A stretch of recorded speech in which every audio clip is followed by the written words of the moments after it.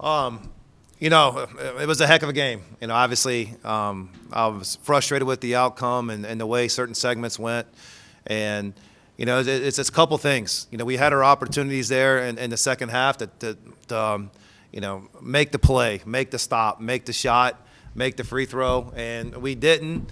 And, they did. That's an experienced team, well coached, tremendous point guard.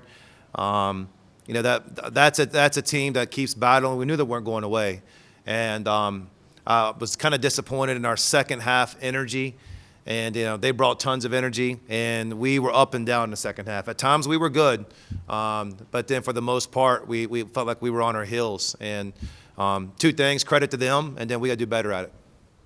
Start with Joey. You mentioned the second half outscored 50-32. Was that mostly energy? Was that an adjustment they made? Kind of what you attribute that to? They did the same thing they did, in a lot of games. In the second half, when they're down, they go Ziegler in a high ball screen, and he's great in space, he's great in decision making, and we tried multiple things to be able to stop him, and we couldn't come up with it. We tried some zone, we tried some different things, and Lanier hit a big shot in the zone. Our zone, we were hoping could hold us together, and he hit a big one. So if I had to say, you want to say one thing, it was Ziegler and his control of the game and his pace. And then the second thing, like I said, we missed some opportunities, shots, execution, stops and rebounds. And then, it hurt when both my bigs fouled out. Devin only played 17 minutes. He's probably our most valuable guy, and not having him in there, maybe he can get something for us.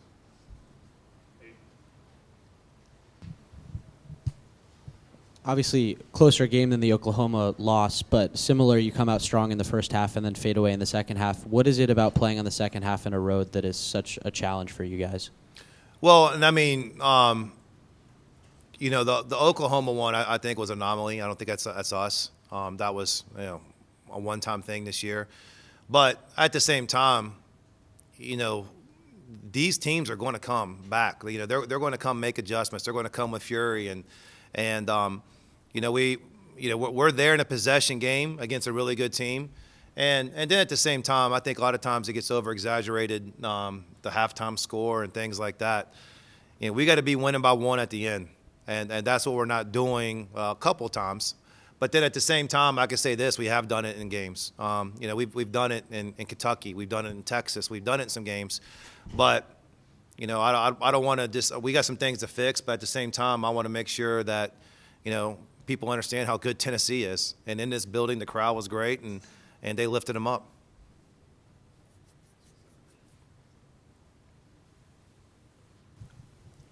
You saw significantly more fouls called right at the start of the second half. Are you seeing more fouls called in the second half of college basketball this season? And is that an adjustment, or was it just an anomaly on that? It's going to take me a while to probably think about it, and I'm not dodging your question. I could just say for anybody, you always want consistency.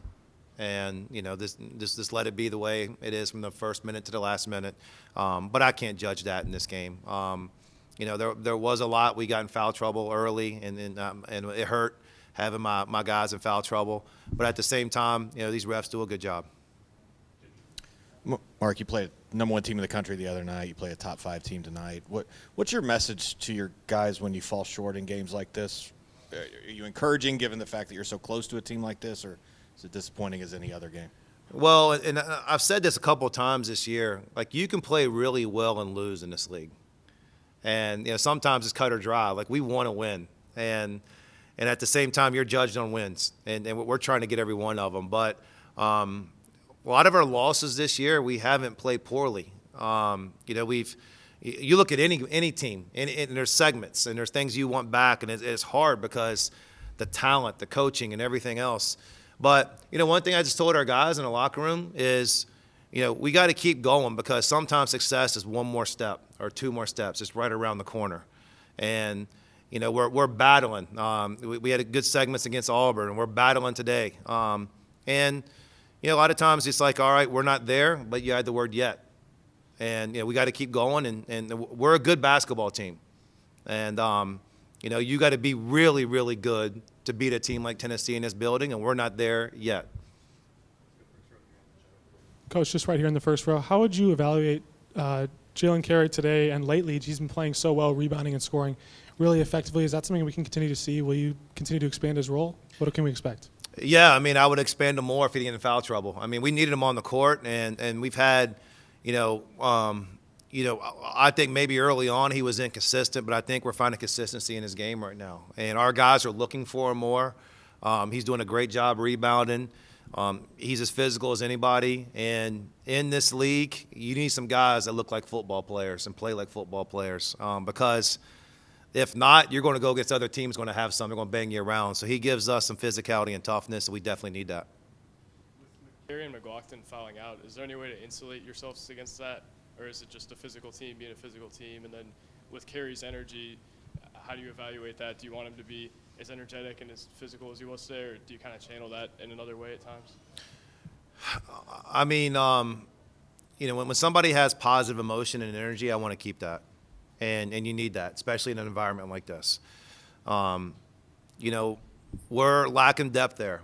One of the guys I thought was going to be a contributor on this team hasn't played a minute. He's been out for the entire year, and he was another guy who gives us size and a good player. And we're undersized, but we're fighters. And Jalen Carey, he fights, he competes, and I'm not going to take that away from him. If I had another big, I would have loved to be able to have him. But we're good. We'll take the guys we got, and we'll go in, we'll compete.